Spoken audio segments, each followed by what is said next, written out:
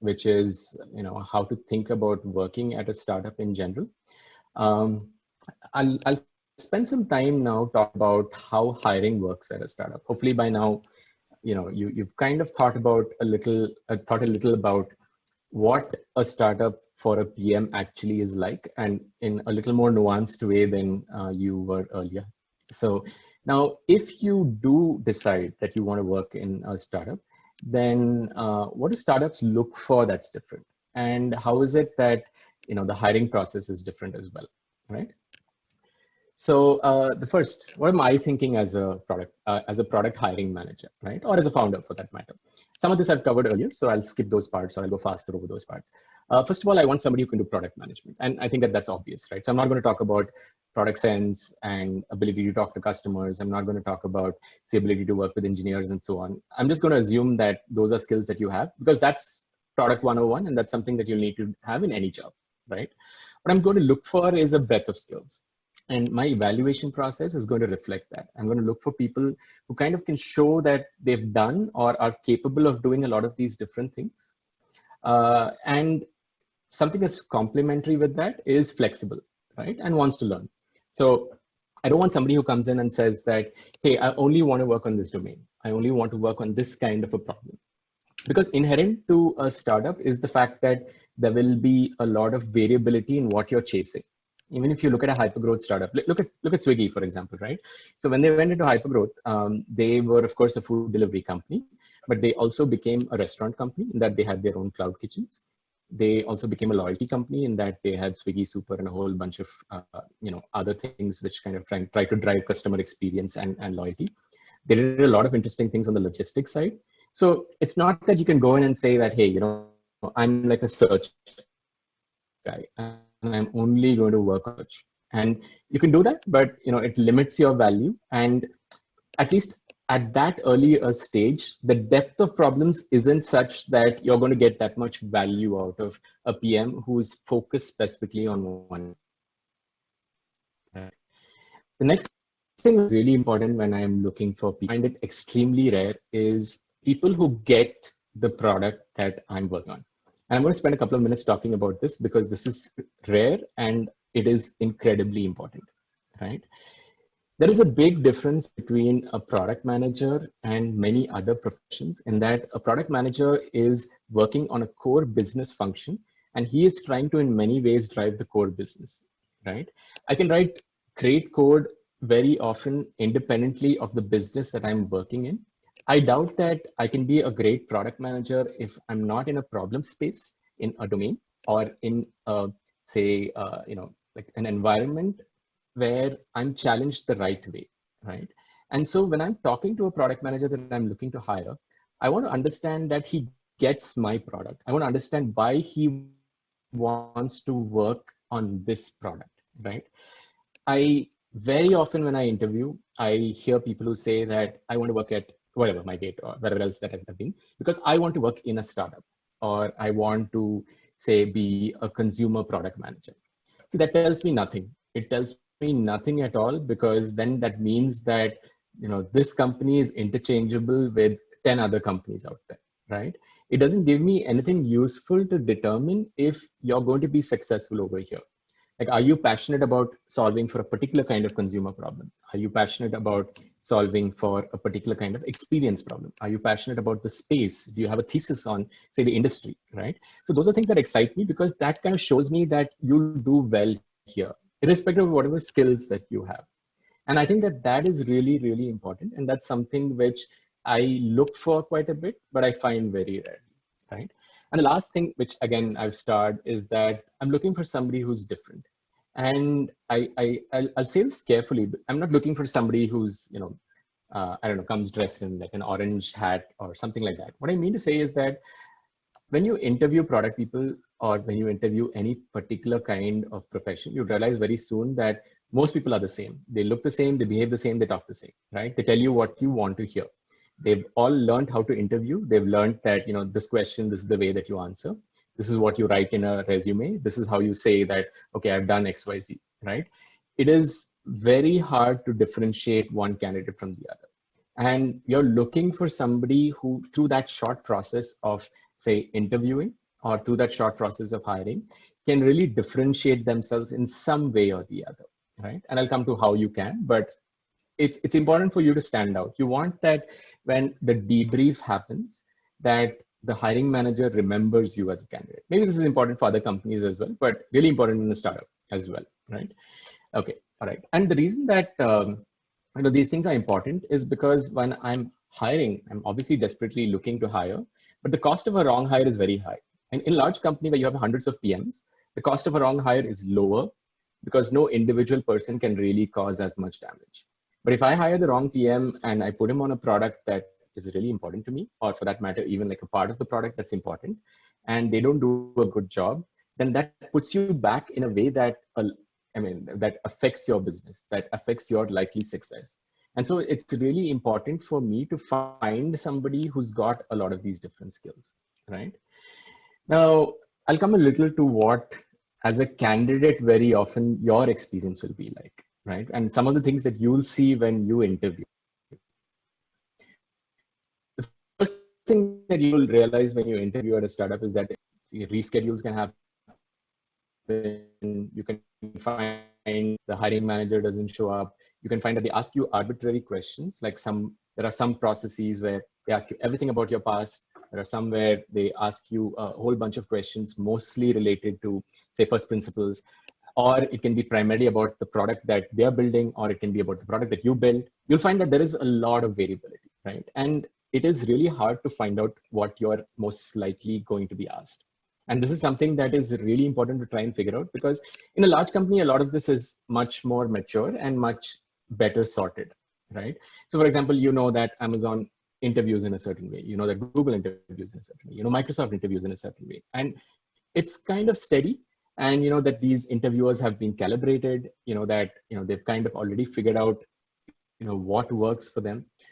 You'll find that there is a lot of arbitrariness in startups. And this is something that you need to kind of try and deal with. Like, I find that the best way is to ask the hiring manager what they're looking for, ask the manager what kinds, how the interview process is likely to be structured, ask the, say, recruiter what are the kinds of questions you're likely to see, ask for what you're going to be tested on. See, think of it like the way that you would as a product manager, right? You wouldn't build something without asking the consumer their thoughts, their needs, their wants, right? I'm surprised how few product management candidates actually ask this question. So when I ask a question, very few people ask that, what are you really looking to determine from this, right? And the nature of product management questioning is such that it can be vague, even in like a more mature company. I think that asking upfront what somebody's trying to get out of this becomes really important and reflects positively when the question is asked, right? Founders are really, really important. And I think this goes without saying. In a mature company, the process is really organized. Sometimes the hiring manager doesn't even make the final call. You have, say, a set of people who will interview, you have a debrief. Sometimes the hiring committee in a large enough company makes the final hiring call. You will find that no one person really has that much control. The process has control. It's very different in a startup. Like, founders and to some extent hiring managers have a lot of control. And it's really important from both perspectives, from your perspective as a candidate and from the founder's perspective or hiring manager's perspective, that there is chemistry, that there is the ability to work together. And so this is something that is quite unique to startups. And I think that's something we should focus on a lot.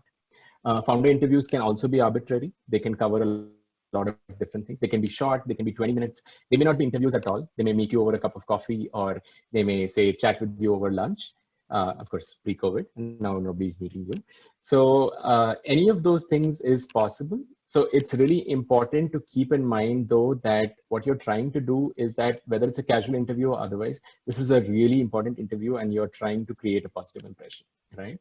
And the last thing that I would say is that referrals mean a lot. And it is because a small company doesn't have access to the kind of resources for hiring that a large company does. It doesn't have the brand. It very often may or may not have the compensation. It doesn't often have the hiring bandwidth, and so on, right? So somebody in your company who tells you that this person is good, that is disproportionately valuable, right? So referrals matter a lot. right? So remember that, and this is, as a startup person, this is, say, a request of sorts, right? Things will not be perfect as far as the hiring process is concerned, because like with everything else, resources and time are scarce, right? So hiring is also a process which is getting improved at the startup. So be patient. Don't be surprised at the arbitrariness. It's not that people are rude or are trying to make you wait, or trying to make you uncomfortable or any of those things. It's just the nature of the beast. You have uncalibrated interviewers. You have people who are more unorganized, who are doing 10 other things, who don't have, say, 4 hours allocated for a hiring. Say, like very often in a large company, you'll have 3 or 4 hours just for an interview, which means that you'll have an hour to prepare, you'll do the interview, then you'll go back and you'll write the feedback. It's like 3 to 4 hours of time that you spend on it. Startups, very rarely do you have that luxury. So there will be more arbitrariness. There will be more, say, breaks. There will be things which will not work as smoothly. So just keep that in mind. And I think that that is something that, you'll see, right? On a lighter note, and I mentioned that, being different in some ways is important. I don't mean to say that, be different by lying in an interview. Don't be different, for the sake of being different. What I mean is, do things which actually allow you to stand out, right?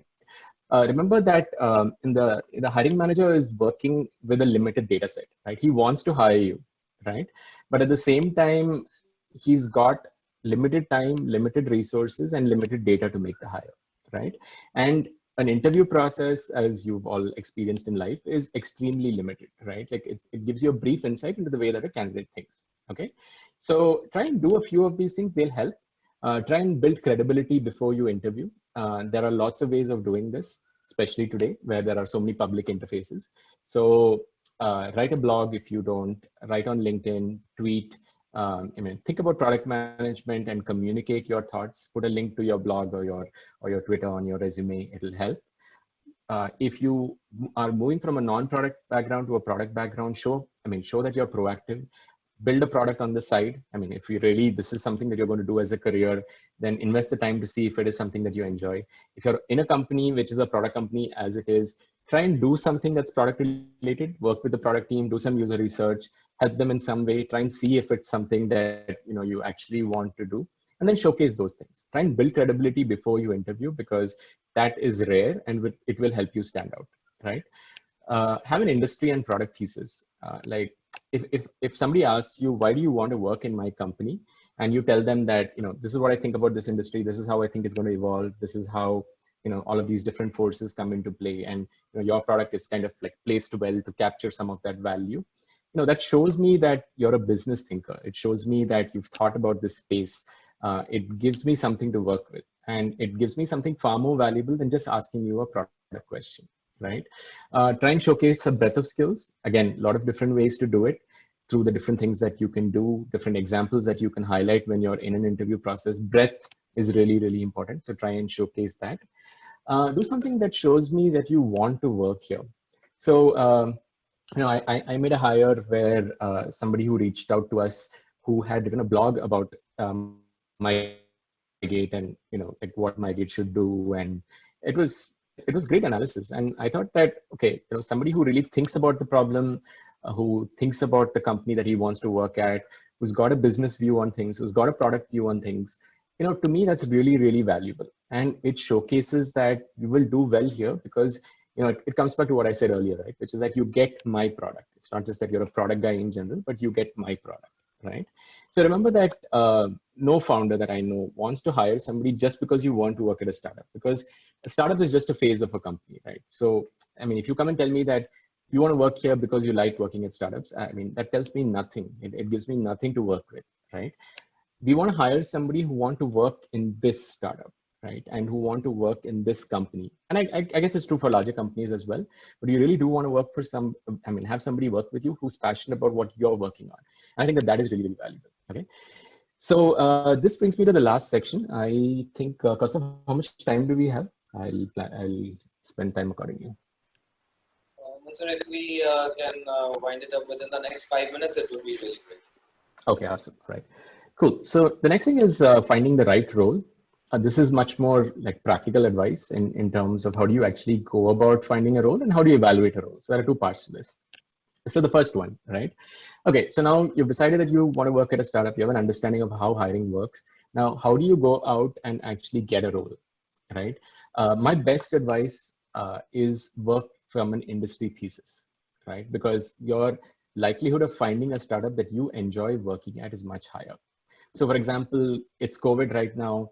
You may have a thesis that, okay, this changes the way that people communicate, or this changes the way that people, more obvious, how more it changes the way that people get educated, right? So you have a thesis on, say, edtech, and based on your thesis on edtech, you find a bunch of companies that are in the space, and you look for companies that are at the right stage, which match the stage that you want to work at, right? Crunchbase or any other startup news is a great source of information, right? Because as I said, like a company that goes into hypergrowth, that's done its Series B, Series C, is very often at a point of time when they're hiring aggressively. It's a great time and place to get hired, right? So that's like really, really valuable information. Job boards are useful, some more than the others. Like AngelList, for example, is great for startups. LinkedIn is also great for startups. There are recruiters who specialize in working with startups, and it's very often city dependent. Like in Bangalore, for instance, I don't know who it is right now, but like 5-6 years ago, it used to be that CareerNet used to do all the startup jobs. Like they used to have all the linkages with the startup companies, and they used to do a lot of the startup jobs. So if you found linkages there, then you'd know what are the roles that are out there. So finding recruiters who specialize in working with startups very often helps.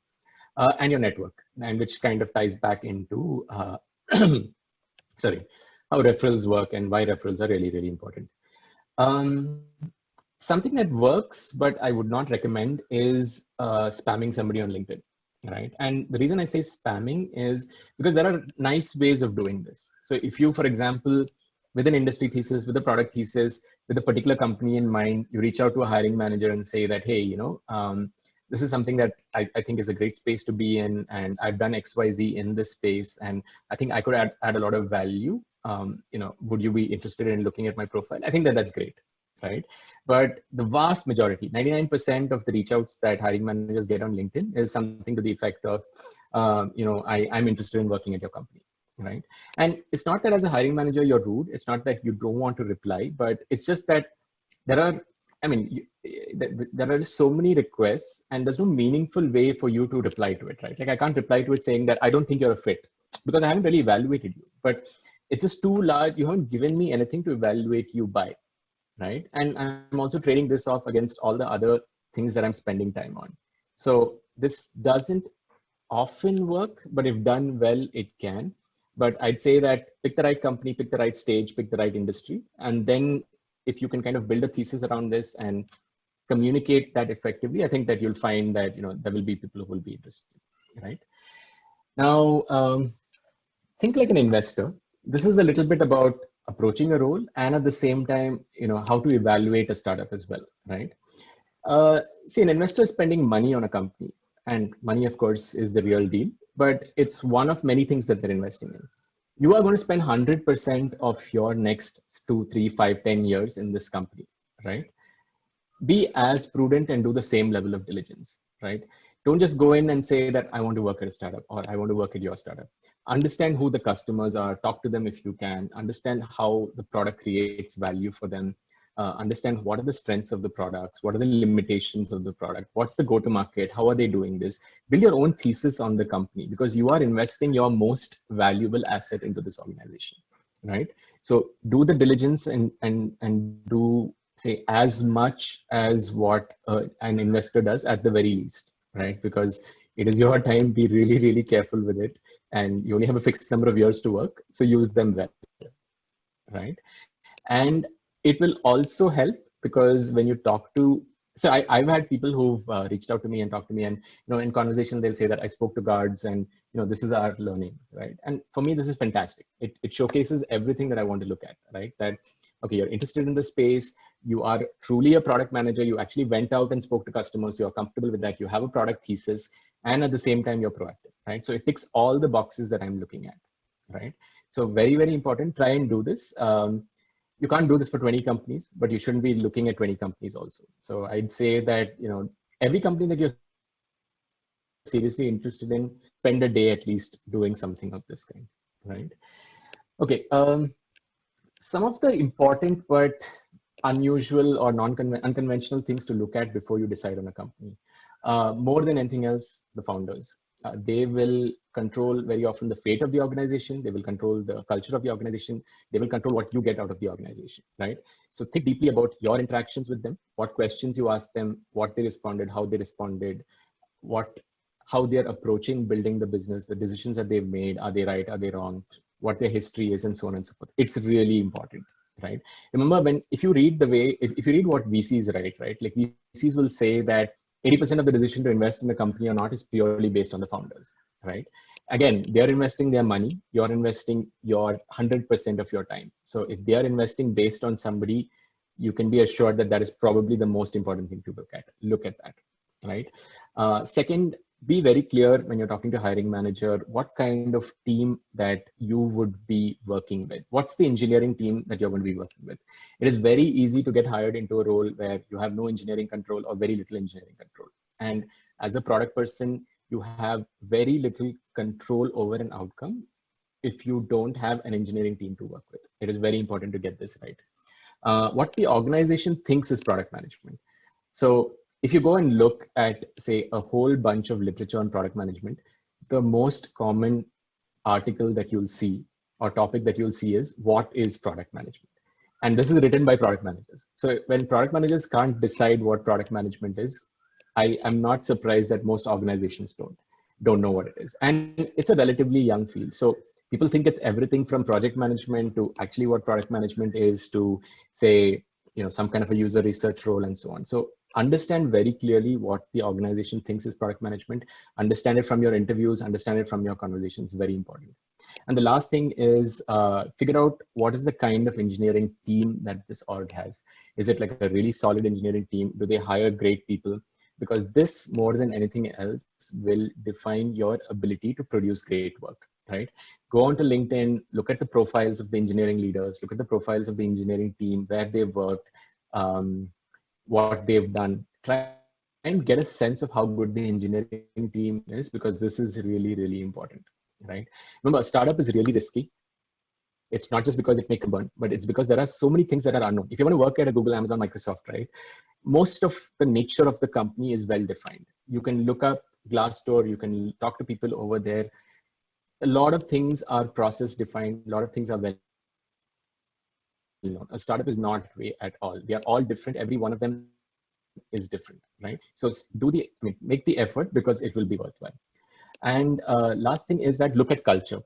And when I say look at culture, I'm not saying look at the company values and mission, because those are a reflection of what the company wants to be or what they think that they are already, right? It is very often not what they actually are, right?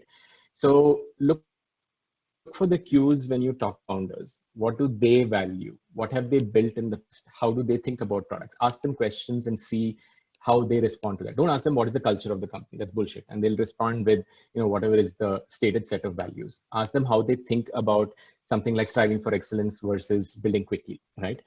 Use the time that you're interacting with them. Look for who the leaders are. Look for where they come from.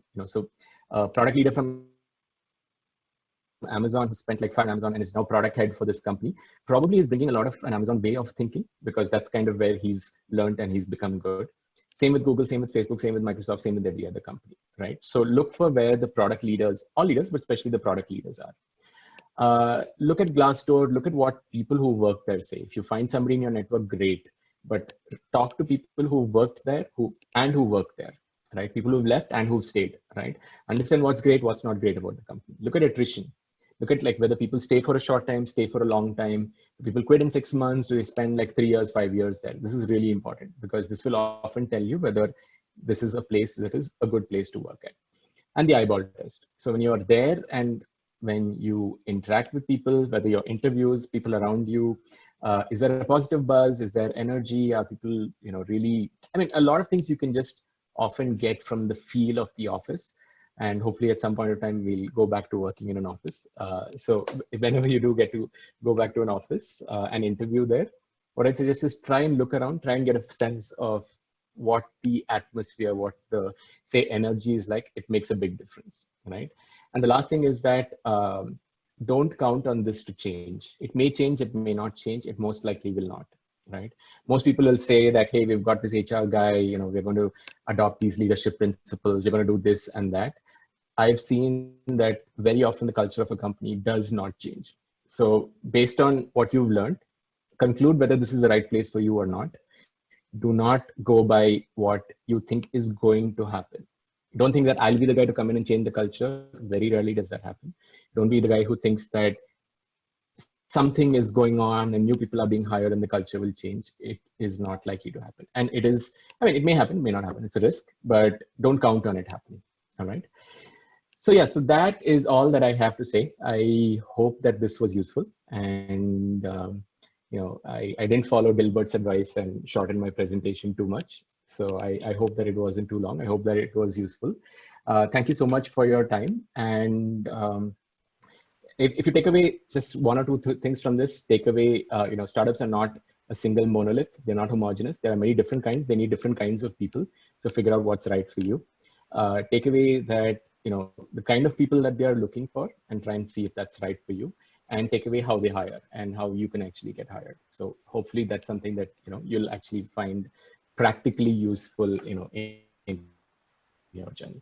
All right, so I am done. Oh yeah, just one last thing. These are few of the references. Choosing your next company. Nikhil Singhal is like a great guy as far as writing about product careers is concerned. Definitely read his writing. Shreyas Doshi is probably the best person to follow as far as product management thought is concerned. If you follow no one else in the world, please follow him, because I would say that other than core product management insights, which are fantastic, just the way he thinks about product management careers and the function is outstanding. He has something outstanding to say almost every week. Fantastic thinker. And yeah, Paul Graham, if you want to learn anything about startups. Yeah. Thank you so much for your time. Happy to take questions now. Sure. Thank you so much, Mansoor. It was a really insightful session. So already in the middle of the session itself, we started receiving some really good questions. I would just quickly read out a few of them to you, and maybe you can just address them. So Happy the to. first question is from Mr. Mayank. So Mr. Mayank says, "Hi Mansoor, how do you figure out quantitatively if we are still doing the drunken walk or have moved to the product market fit and so on? An example would help." Okay, all right. See, I think that this is first of all, thanks, Mike. I think this is a great question. And I'll try and answer your question at two levels, right?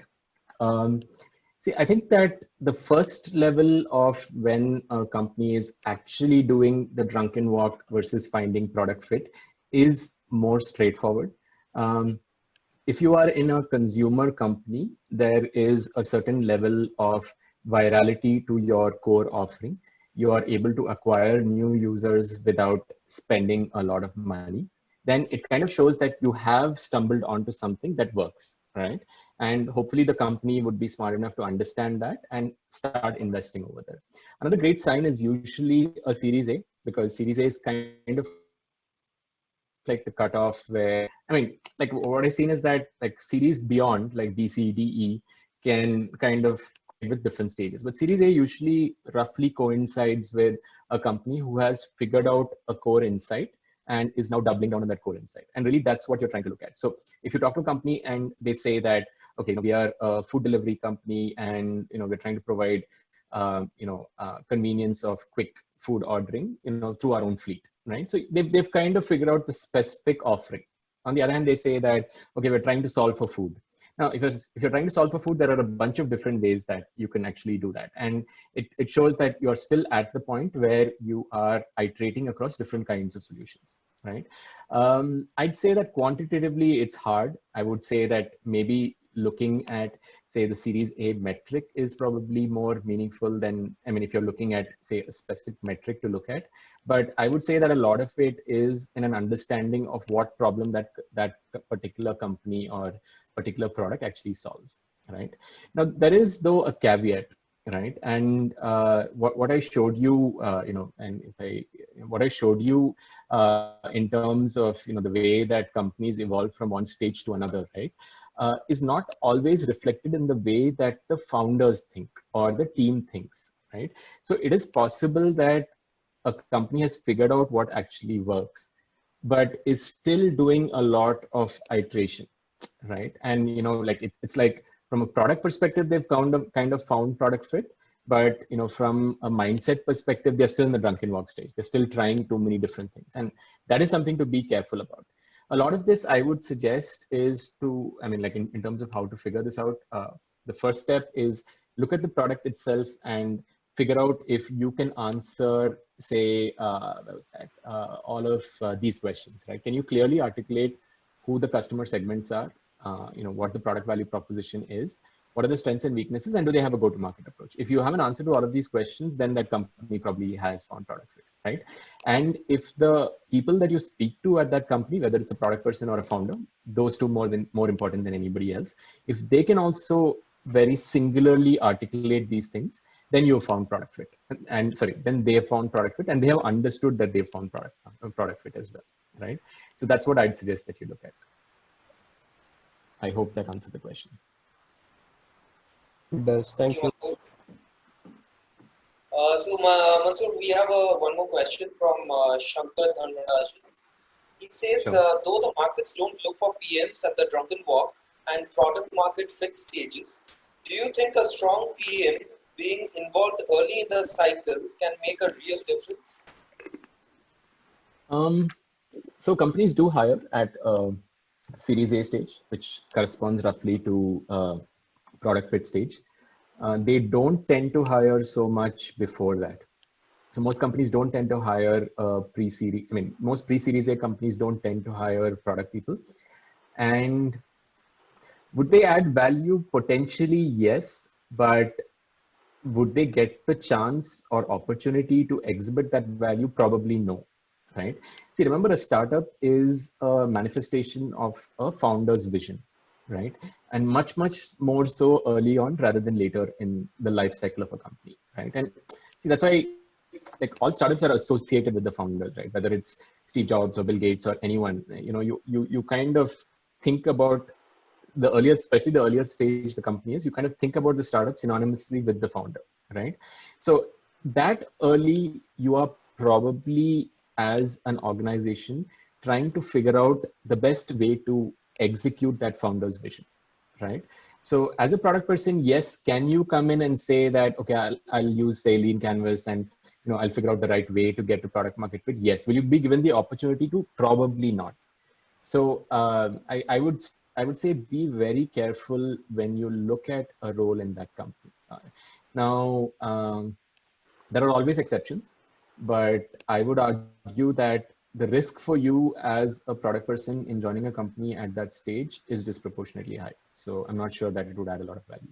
On the other hand, once a company reaches Series A, they have just begun to say want to develop more formal process. So they want to develop a process to understand consumers, to get product inputs, I mean, consumer inputs into building product, a more formal way of, say, working with an engineering team and so on. So that is where very often they will hire a product manager. Their first product hire will happen at that stage. And it will usually be somebody who's, say, a senior product manager at a Flipkart or Swiggy, Amazon, somebody who's got, say, 4 or 5 years of experience and who's kind of understood product really well, and is looking for the next stage for themselves, right? Like grow a small team, build product process, who wants to work in a startup. They will hire somebody of that kind, maybe 1 or 2 more people. So it's if you're looking for an early stage role, like an early stage role, that is actually a great place to join, great place and time to join. The only caveat is that when you join, you'll spend a lot more time, like the product fit itself has been established. So if you think about product management as, okay, there is a large solution space and you're iterating within the solution space, right, till you find something. Initially, you're doing like a lot of different circles or iterations till you find something that works. Okay, once you've found something that works, you're doing much smaller iteration to improve that up to a point of time where your business model has been established. And then at that point of time, you're going to again do rapid iteration to try and innovate, right? So this is kind of that in-between phase where you found product fit and you're doing some evolution to the product, but it's not, say, significant innovation. So it's great from the perspective of, like, if you're a product person who, okay, I've been an SPM for a few years now, and I want to build product process, I want to build my own product thesis, I want to, say, build a team and so on and so forth. It's a great role for you. if you're somebody who says that, okay, I want to go in there and I want to like figure out the next new product for them to build and really innovate over there, probably not such a great role. So I'd say that keep that in mind when you're looking at roles at that stage. And thanks, Shankar. It was a good question. So I think we have time to take one more question. Sure. So this is from Ashish. How to choose between working as a consultant versus full-time PM from an influence point of view? Okay, thanks, Ashish, for the question. And again, I'm going to caveat this by saying that your mileage will definitely vary with this. But I have a strong view that product management is not something that can be done as a consultant, or it can't be done effectively as a consultant, right? Because product management is inherently a depth function, right? I'll give you a slight analogy before I come to this, right? See, if you're the founder of a company, and like one of the common complaints that many founders have is that they go into these VC meetings and the VC says something, which is like really trivial, or, he says that, hey, have you thought about this? And, the founder is like, yeah, of course I've thought about this and XYZ, right? And they come out and they're like, see, these guys are not, these guys don't really get my business. But what is important to try and realize is that the reason that they are, and remember, VCs are like very smart, like very highly educated, very successful themselves and so on, right? So why is it that very rarely do they come up with an insight that as a founder, irrespective of how good or bad a founder you are, it's very rare that they get an insight that you don't have, right? And the reason is because you have spent so much time thinking about the problem. You have lived and say immersed yourself into the problem. So you know how consumers think, the first level, say you have the first level insights already, you've thought about those, and now you have second level thoughts about that. You've thought about those and you have third level thoughts about that, right? Now, the person who you're talking to is going to be, I mean, at best, he's going to be able to connect with you at a certain level. And product management is very much like that, right? Like, I won't say, give you the specific example, but there was a role in a previous company where, I was, say, running a particular product, and we brought in an external consulting, super high profile name, like pretty much the biggest product name in India. In the consulting space, right? And great guy. He had some really interesting ideas, but frankly, from a product insight perspective, he had hardly anything that we hadn't thought of. And it wasn't because he's not a smart guy. He's probably like super smart and much smarter than anyone in our team. But it's just that like we are so immersed in the problem that we really understand it a lot more, and we've kind of iterated on, say, our insights themselves, right?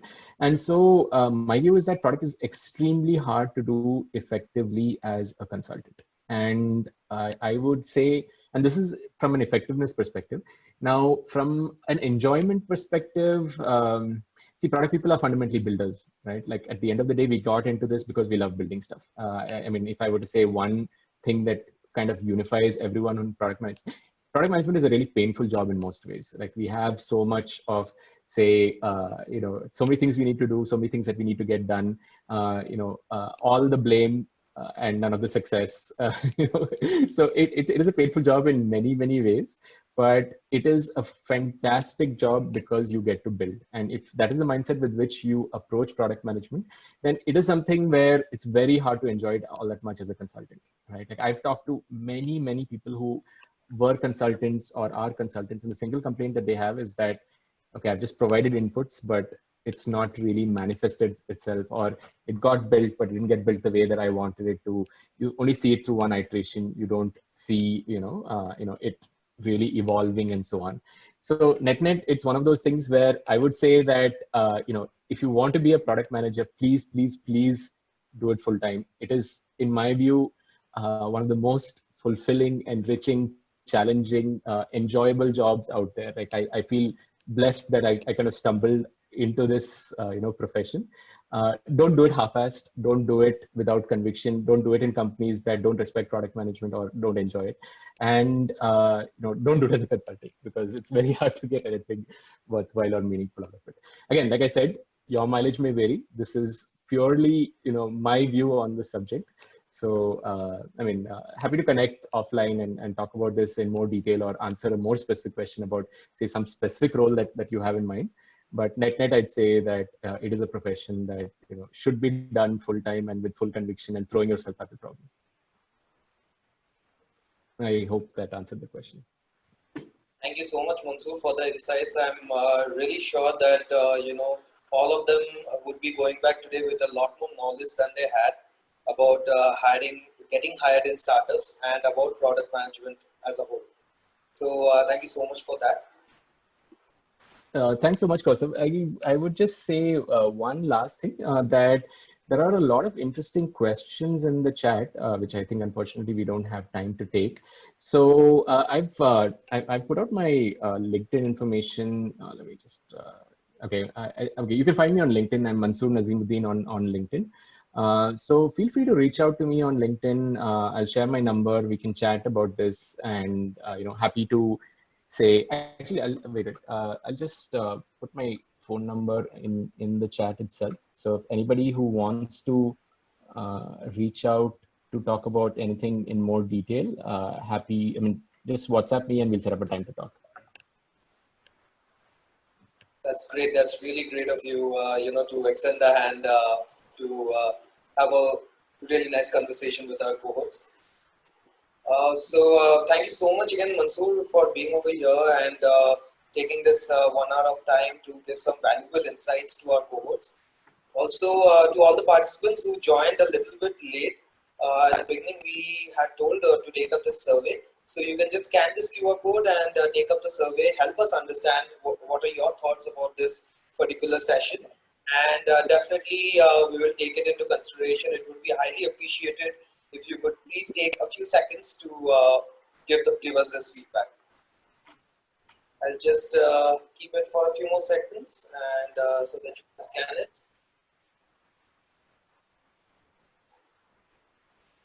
Okay. So Mansoor, this is a very small token of appreciation from our end. It's a certificate of appreciation that we from Institute of Product Leadership want to present you as for your valuable contribution towards for this wonderful session that you conducted with us. I am very sure that all of us who are over here, even I'm not from a product background, but even me, I have learned a lot of things. So I'm personally very sure that everybody would be going back today with a lot more knowledge than they had before. Thank you so much, Mansoor. Also, you can see that there's a QR code down. I'll mail this certificate to you personally. Also, if you can scan the QR code, you will be getting access to the Hall of Fame. So we have created a Hall of Fame for all our speakers who have contributed over time in order to give a lot of tips and tricks and valuable insights to our cohorts. So I'll be sending this across to you, and maybe you can view this later. Also, you'll be finding a recording of the particular session in that Hall of Fame as well. All right. Thank you so much, Kausav. It was truly a pleasure. I enjoyed it a lot. I hope that there was something of value for everyone. And I'd say broadly, product management is a great profession. Enjoy it and try and give back as much as you can, because I think that it is a new profession in India even now. We're still a community that's trying to build out, and it's important for us to create value for each other. So all the best to everybody. I hope that you all end up in really fulfilling, meaningful careers, and I just hope that you have time doing it. Thanks so much. Sure, Mansoor. Thank Before you, you leave, we have one more thing for you actually. So this is one book, Discover the Alchemist Within. It has been co-authored by one of our mentors and coaches, Mr. Vishwanathan Parameshwaran. So I would really love to send this book across to you. I would request you to share your address details with me, and I will share this book with you. So the book will be autographed by Mr. Vishwanath. We call him Vishi. So Awesome. hope you enjoy reading this, and I know you are a very profuse reader. You read a lot, and you are always into books. So I hope you enjoy reading this as well. Thanks so much, Kausav. Looking forward to it. Thank you so much, Mansoor. Once again, we are really glad that we had this session with you. Looking forward, we will definitely collaborate in some other ways as well. and we'll be looking forward to conducting more such sessions with you in the future as well. Absolutely. Thanks so much. Thank you, Mansoor. Have a good evening. Bye. You too, man. Take care. And thanks to everybody else.